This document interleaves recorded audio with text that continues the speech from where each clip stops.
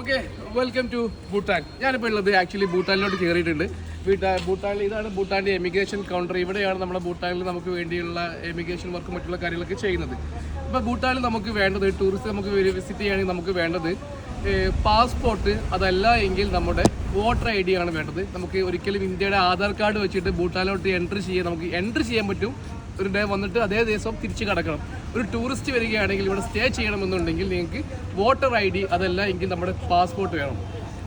Voter I D കൊടുക്കുകയാണെങ്കിൽ ഇതുപോലെ നമുക്ക് ഈ ഒരു പ്രൊസീജിയറിലാണ് അവർ ലിസ്റ്റ് ഉണ്ടാക്കി തരിക. ഇതാണ് നമുക്ക് കീപ്പ് ചെയ്യേണ്ടത്. നമുക്ക് എത്ര ദിവസമാണ് വരുന്നത് അതിനനുസരിച്ച് ഇവിടെ നമുക്ക് SDF എന്ന് പറയുന്ന ഒരു ചാർജ് നമ്മൾ പേ ചെയ്യേണ്ട ആവശ്യമുണ്ട്. ഇനി അതല്ല പാസ്പോർട്ടാണ് നമ്മൾ കൊടുക്കുന്നുണ്ടെങ്കിൽ പാസ്പോർട്ടിന് അവർ സീൽ ചെയ്ത് തരും. നോർമലി എല്ലാ കൺട്രിയിലോട്ടും പോകുന്ന പോലെ തന്നെ, എമിഗ്രേഷൻ പ്രോസസ്സ് പോലെ തന്നെ പാസ്പോർട്ടിൽ അവർ സീൽ ചെയ്ത് തരും. ഇവിടെ നമ്മൾ ചെയ്യുന്ന ചാർജ് എന്ന് പറയുന്നത് ഇന്ത്യക്കാർക്ക് മാത്രമേ ഉള്ളൂ ചെറിയൊരു ചാർജ് വരുന്നത്. ബാക്കിയുള്ള ഫോറിൻ കൺട്രീസിനൊക്കെ നല്ലൊരു എമൗണ്ട് കൊടുത്ത് വേണം ഈ ഭൂട്ടാൻ എന്ന് പറയുന്ന പ്ലേസ് വിസിറ്റ് ചെയ്യാൻ. ഞാൻ മുന്നേ ഒരു വീഡിയോയിൽ പറഞ്ഞിരുന്നു, ഭൂട്ടാൻ്റെ മെയിൻ ഇൻകം എന്ന് പറയുന്നത് ഹൈഡ്രോ പവർ പ്രൊജക്റ്റുകളാണ്, അതായത് ഇലക്ട്രിസിറ്റി ഉണ്ടാക്കുന്നതാണ്. എന്നിരുന്നാലും അത് കഴിഞ്ഞാൽ അടുത്ത സെക്ഷനിൽ ഭൂട്ടാനിലോട്ട് ഏറ്റവും കൂടുതൽ ഇൻകം കൊണ്ടുവരുന്നത് ടൂറിസമാണ്. ആ ടൂറിസത്തിൻ്റെ ഒരു ഘടകമാണ് നമ്മൾ വിസ ചാർജ് അല്ലെങ്കിൽ SDF charge, sustainable development charge എന്ന് പറയുന്ന രീതിയിൽ ഇന്ത്യക്കാർക്ക് ഒരു ദിവസം 1200 രൂപ പേ ചെയ്താലേ ഇവിടെ നമുക്ക് സ്റ്റേ ചെയ്യാൻ കഴിയുള്ളൂ. അത് ഇന്ത്യക്കാർക്കാണ് 1200 രൂപ. അത് ബംഗ്ലാദേശുകാർക്കാണെങ്കിൽ $50 പെർ ഡേ ആണ് ചാർജ് ചെയ്യുന്നത്.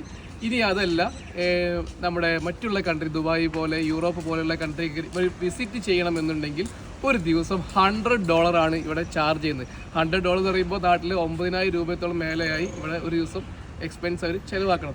അതിലുപരി ഈ ഒരു ടൂറിസ്റ്റിൽ മെയിൻ ഇൻകം കൊണ്ടുവരുമ്പോൾ തന്നെ നമ്മൾ ഒരാളാണ് ട്രാവൽ ചെയ്യുന്നതെങ്കിലും 2 പേരാണ് ട്രാവൽ ചെയ്യുന്നതെങ്കിലും നമുക്ക് ഒരാളുടെ കൂടെ ഒരു ടൂറിസ്റ്റ് ഗൈഡ്, ഇവിടെ ലോക്കൽ ഗൈഡ് ഇവിടെ കമ്പൾസറിയാണ്. ഒരു ടൂറിസ്റ്റ് ഗൈഡ് ഇല്ലാണ്ട് നമുക്ക് ഇവിടെ ഈ ഒരു ഭൂട്ടാനിൽ നമുക്ക് ട്രാവൽ ചെയ്യാൻ കഴിയില്ല. അത് ഗ്രൂപ്പായിട്ട് വരികയാണെങ്കിൽ 12 പേർക്ക് ഒരു ഗൈഡ് എന്ന രീതിയിലും 13 പേര്, അല്ലെങ്കിൽ 13-ൽ കൂടുതൽ 24 വരെ വരുമ്പോൾ 2 ഗൈഡ് അവരുടെ കൂടെ അസിസ്റ്റ് ചെയ്യണം. ഇതാണ് ഇവിടുത്തെ പ്രൊസീജിയർ വരുന്നത്.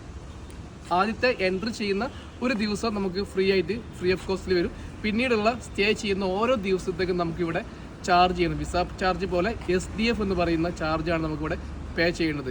1200 രൂപയാണ് ഒരു ദിവസത്തെ ഇപ്പോൾ ചാർജ് ചെയ്യുന്നത്. അതുകൊണ്ട് തന്നെ ക്വാളിറ്റി ആയിട്ടുള്ള അല്ലെങ്കിൽ ഭൂട്ടാനെ സന്ദർശിച്ച് വിസിറ്റ് ചെയ്ത് കാണണമെന്ന് ആഗ്രഹിക്കുന്ന ഒരു ടൂറിസ്റ്റ് മാത്രമേ ഇവിടെ കൂടുതൽ വന്നു പോകുന്നു. കാരണം കുറച്ച് എക്സ്പെൻസീവാണ് ആ ഒരു ചാർജും. ഇവിടെ നമ്മൾ സ്പെൻഡ് ചെയ്യുന്ന എത്ര ദിവസം കൂടുന്നതോറും അതിനനുസരിച്ച് ചാർജുകൾ കൂടി നമുക്ക് പേ ചെയ്യേണ്ടി വരും. ഓക്കെ, അപ്പോൾ ഭൂട്ടാൻ എന്ന് പറയുന്നത് നമുക്കറിയാം ഹിമാലയത്തിലെ സ്ഥിതി ചെയ്യുന്ന ഒരേ ഒരു കൺട്രിയാണ് ഭൂട്ടാൻ. പൂർണ്ണമായിട്ട് ഹിമാലയത്തിൽ സ്ഥിതി ചെയ്യുന്ന ഒരു കൺട്രിയാണ് ആ ഭൂട്ടാൻ. ആ ഭൂട്ടാനെ നിങ്ങൾ വന്ന് വിസിറ്റ് ചെയ്യുക. വളരെ ബ്യൂട്ടിഫുൾ ആയിട്ടുള്ള, കുറച്ച് മനുഷ്യർ താമസിക്കുന്ന ബ്യൂട്ടിഫുൾ ആയിട്ടുള്ള പ്ലേസാണ് ഭൂട്ടാൻ. നിങ്ങൾ വിസിറ്റ് ചെയ്യുക. താങ്ക്